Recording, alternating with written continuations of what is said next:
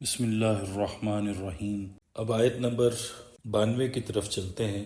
وَلَقَدْ جَاءَكُم مُوسَىٰ بِالْبَيِّنَاتِ، اور آ چکے تمہارے پاس موسیٰ علیہ السلام صریح معجزے اور واضح تعلیمات لے کر۔ ثُمَّ اتَّخَذْتُمُ الْعِجْلَ مِن بَعْدِهِ، پھر تم نے ان کی غیر حاضری میں بچھڑے کو اپنا معبود بنا لیا۔ وَأَنْتُمْ ظَالِمُونَ، اور تم ظالم ہو۔ اس واقعے کا ذکر پچھلی آیات میں ہم تفصیل کے ساتھ پڑھ چکے ہیں۔ آیت نمبر 93۔ وَإِذْ أَخَذْنَا مِيثَاقَكُمْ وَرَفَعْنَا فَوْقَكُمُ الطُّورَ، اور یاد کرو جب ہم نے تم سے عہد لیا تھا اور تمہارے اوپر کوہ طور کو معلق کر دیا تھا۔ خُذُوا مَا آتَيْنَاكُمْ بِقُوَّةٍ وَاسْمَعُوا، پکڑو اس کو جو ہم نے تم کو دیا ہے مضبوطی کے ساتھ، اور سنو۔ ہم نے تاکید کی تھی کہ جو ہدایات ہم دے رہے ہیں ان کی سختی کے ساتھ پابندی کرو اور کان لگا کر سنو۔ قالوا سمعنا وعصینا، انہوں نے کہا ہم نے سنا اور نافرمانی کی۔ لگتا یوں ہے کہ اس عہد کو لینے کے لیے اللہ تعالیٰ نے کچھ ایسا ماحول پیدا کر دیا تھا کہ بنی اسرائیل کے ان لوگوں کو جو حضرت موسیٰ علیہ السلام کے ساتھ کوہ طور پر گئے تھے، یوں محسوس ہونے لگا جیسے اگر وہ اخلاص نیت یا سچے دل سے اللہ تعالیٰ کے ساتھ یہ عہد نہیں کریں گے تو کوہ طور ان کے اوپر اللہ تعالیٰ کے عذاب کی شکل میں آ گرے گا اور وہ کوہ طور کے نیچے ہمیشہ ہمیشہ کے لیے دفن ہو جائیں گے۔ کوہ طور کے ان لوگوں کے اوپر بلند ہونے کی کئی صورتیں ہو سکتی ہیں۔ پہلی صورت تو یہ ہو سکتی ہے کہ ان کے لاشعور میں یہ بات بٹھا دی گئی ہو کہ کوہ طور ٹیڑھا ہو کر ان کے اتنا اوپر آ گیا ہے کہ اگر اب بھی انہوں نے اللہ کی ہدایات پر عمل نہ کیا تو اللہ تعالیٰ کے حکم سے یہ پہاڑ ان پر آ گرے گا۔ دوسری صورت یہ بھی ہو سکتی ہے کہ اللہ تعالیٰ نے اپنی خاص قدرت سے کوہ طور کو زمین سے اکھاڑ کر ان پر اس طرح بلند کر دیا ہو کہ ان کو عذاب الہی صاف صاف دکھائی دینے لگا ہو۔ لیکن یہاں یہ بات سمجھ لینے کی ہے کہ پہاڑ کو ان کے سروں پر لٹکا دینے کا مقصد بنی اسرائیل کو معاہدے پر مجبور کرنا ہرگز نہیں تھا، اور نہ ہی اس سے مقصود یہ بات تھی کہ ان کے دلوں میں یہ ڈالا جائے کہ اگر وہ اللہ تعالیٰ سے عہد نہیں کریں گے تو ان کو پہاڑ سے کچل دیا جائے گا، کیونکہ معاہدے کو قبول کرنا یا نہ کرنا امر اختیاری ہے۔ اللہ تعالیٰ دین کے معاملے میں زبردستی اور جبر کو پسند نہیں فرماتا۔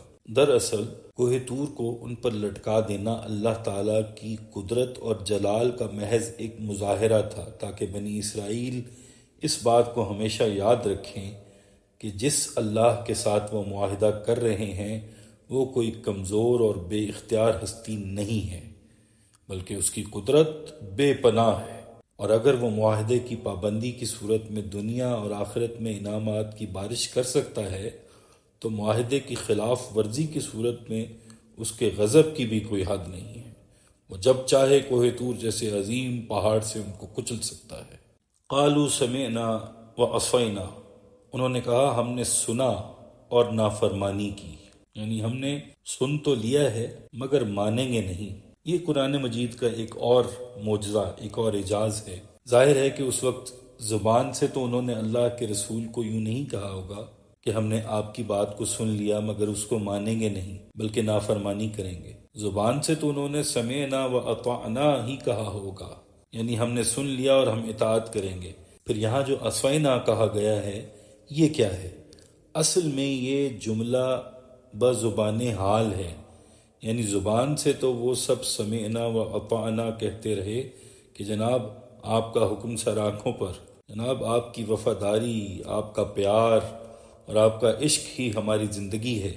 دعوے تو وہ عشق کے رسول کے، عمل کے اور ایمان کے کرتے رہے، مگر اصل میں حال ان کا یہ تھا کہ زندگی ساری کی ساری یہ تھی کہ ان کا ہر عمل چیخ چیخ کر کہہ رہا تھا کہ عصینا، ہم ڈٹ کر نافرمانی کرتے ہیں۔ اب آئیں ذرا غور کریں، کہیں ہماری زندگیاں بھی تو عصینا کا مظہر نہیں؟ ایسا تو نہیں کہ ہم بھی قرآن پاک کو سن کر سمعنا و اطعنا صرف زبان سے کہہ رہے ہوں، جبکہ ہماری تمام عملی زندگی سمعنا و اطعنا کی کھلی کھلی خلاف ورزی کرتی دکھائی دیتی ہو۔ ہم بھی دعوے تو اللہ کی اطاعت اور عمل صالح کے کرتے ہوں، مگر حقیقت یہ ہو کہ ہم اللہ کے بھیجے ہوئے احکامات قرآن مجید کو اپنی زندگیوں میں کہیں جگہ نہ دیتے ہوں۔ ہم اس کلام کی آیات کی سرعام کھلم کھلا خلاف ورزیاں کرتے ہوں، ہم حضور صلی اللہ علیہ وآلہ وسلم کے عاشق ہونے کا دعویٰ تو کرتے ہوں، مگر ان تعلیمات کو جو حضور صلی اللہ علیہ وآلہ وسلم نے ہمیں دیں اپنانے کی بجائے مغرب کی پیروی میں اتنے آگے نکل گئے ہوں کہ حضور صلی اللہ علیہ وآلہ وسلم کی سیرت طیبہ پر چلنا تو درکنار، ہم نے کبھی سیرت طیبہ کا مطالعہ کرنے کی بھی کوشش نہ کی ہو، اسے سمجھنے کی بھی کوشش نہ کی ہو۔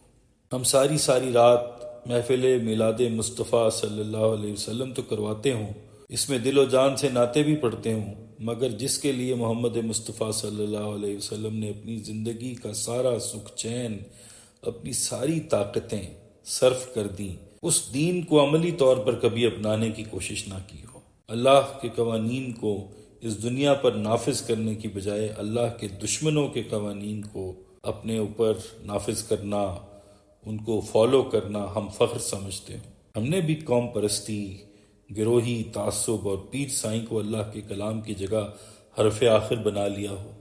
وَأُشْرِبُوا فِي قُلُوبِهِمُ الْعِجْلَ بِكُفْرِهِمْ، اور پلا دی گئی ان کے دلوں میں بچھڑے کی محبت ان کے اس کفر کی پاداش میں۔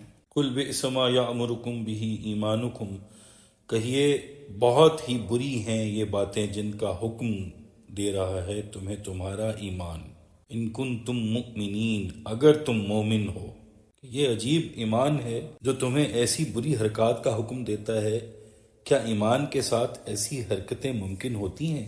اب یہ بچڑے کی، یہ گائے کی محبت، اس کی پوجا، اس کا پیشاب صبح ناشتے میں پینا اور اس کے تقدس کی بیماری، یہ سب بیماریاں محسوس یوں ہوتا ہے کہ آج کی نہیں بلکہ صدیوں پرانی ہیں۔ خیال ہے کہ یہ ہندوستان سے مصریوں میں یا مصریوں سے ہندوستان کے لوگوں میں آئی ہوں گی۔ بہرحال یہ بیماریاں حضرت موسیٰ علیہ السلام کے دور سے یا اس سے بھی پہلے سے چلی آ رہی ہیں اور آج بھی لوگوں کے دلوں میں اسی طرح بسی ہوئی ہیں۔ اور ایک بات جو ابھی کافی آگے چل کر آئے گی، لیکن یہاں اس کا بیان تھوڑا سا کرنا ضروری ہے۔ واقعہ کچھ یوں ہے کہ حضرت موسیٰ علیہ السلام جب اپنے بعض ساتھیوں کو لے کر کوہ طور پر گئے، وہاں ان کو اللہ تعالیٰ نے شریعت کے 10 احکام و تعلیمات یعنی 10 کمانڈمنٹس عطا کی۔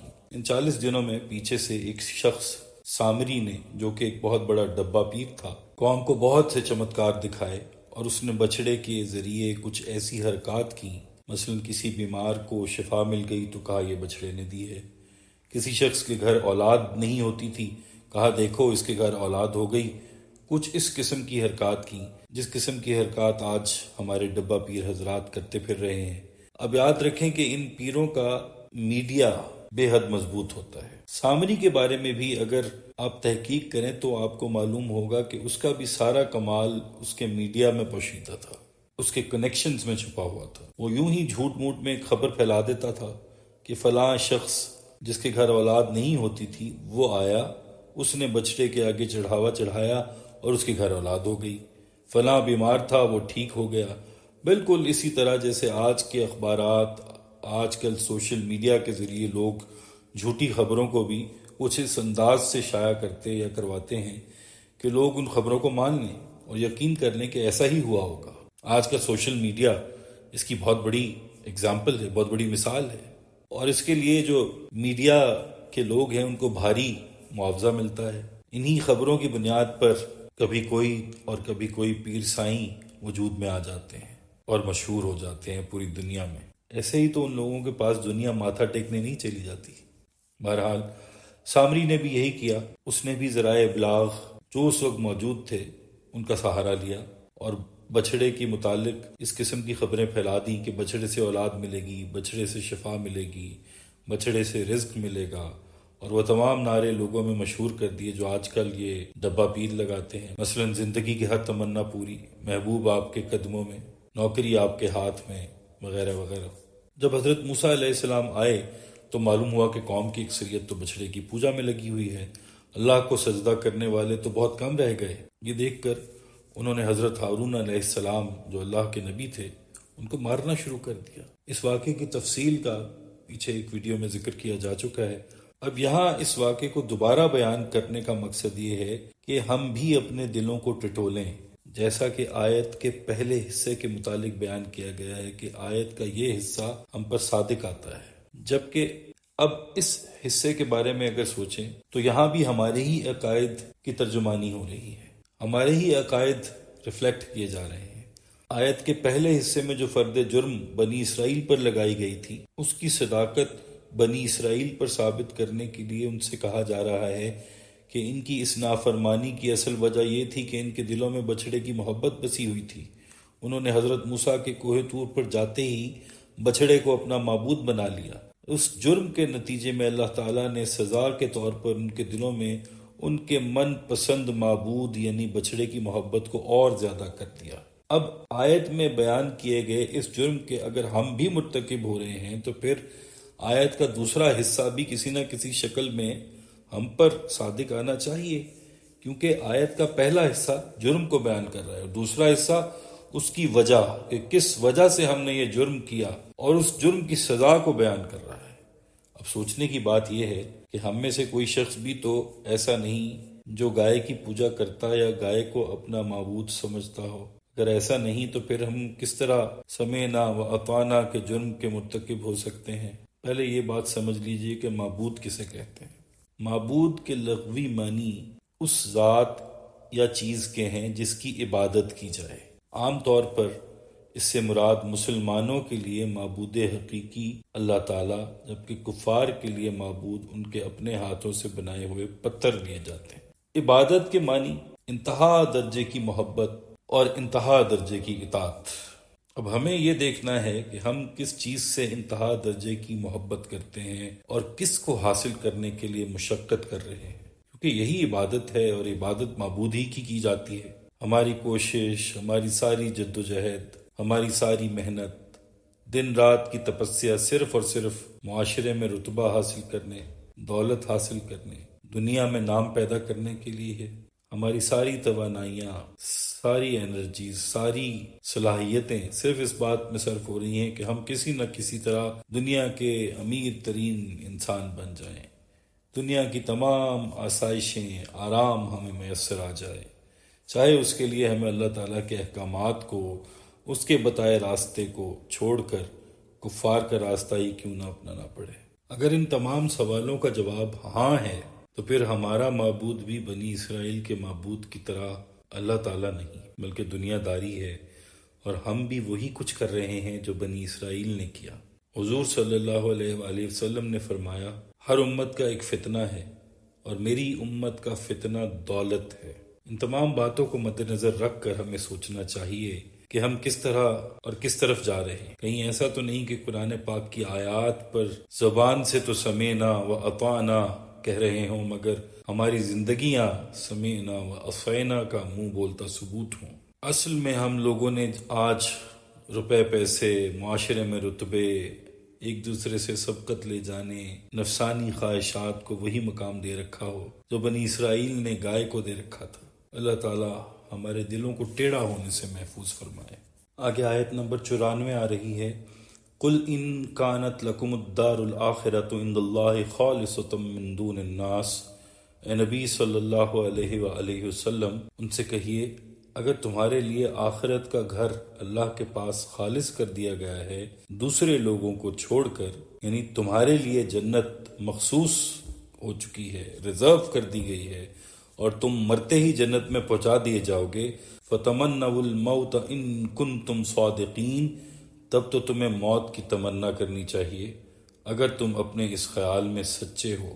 اگر تمہیں جنت میں داخل ہونے کا اتنا ہی یقین ہے پھر تو دنیا میں رہنا تم پر مشکل ہونا چاہیے۔ یہاں تو بہت سی تکلیفیں ہیں، یہاں تو انسان کو بڑی مشقت اور شدید کوفت اٹھانی پڑتی ہے۔ جس شخص کو یہ یقین ہو کہ اس دنیا کے بعد آخرت میں زندگی ہے اور وہاں میرا مقام جنت میں ہے، اس کے لیے یہ زندگی ایسٹ نہیں، ایک لائبلٹی معلوم ہونی چاہیے۔ اسے تو دنیا قید خانہ نظر آنی چاہیے، جیسے حدیث نبوی ہے، الدنیا سجن المؤمن و جنت الکافر، دنیا مومن کے لیے قید خانہ ہے اور کافر کے لیے جنت ہے۔ اگر کسی شخص کا آخرت پر ایمان ہے اور اللہ کے ساتھ اس کا معاملہ خلوص پر مبنی ہے نہ کہ دھوکہ بازی پر، تو اس کا کم سے کم تقاضا یہ ہے کہ اسے دنیا میں زیادہ دیر تک زندہ رہنے کی آرزو تو نہ ہو۔ اس کا جائزہ ہر شخص خود لگا سکتا ہے، جیسا کہ قرآن پاک کے الفاظ ہیں، بل الانسان علی نفسہ بصیرہ، بلکہ آدمی اپنے لیے